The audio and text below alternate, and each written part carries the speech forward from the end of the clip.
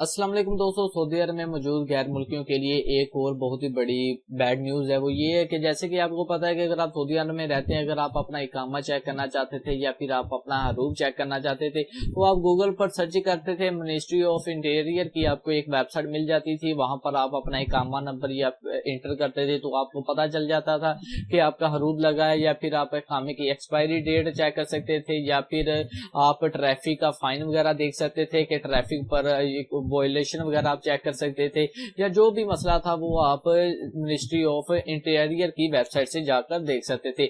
लेकिन अब ये एक अपडेट आ गई है कि जो मिनिस्ट्री ऑफ लेबर की मिनिस्ट्री ऑफ इंटीरियर की वेबसाइट थी ये शिफ्ट हो गई है www.afshar.sa। तो इस वेबसाइट का लिंक आपको डिस्क्रिप्शन में मिल जाएगा। अब जो काम आप मिनिस्ट्री ऑफ इंटीरियर पर जाके करेंगे वही काम आपने www.afshar.sa पर जाकर करना है।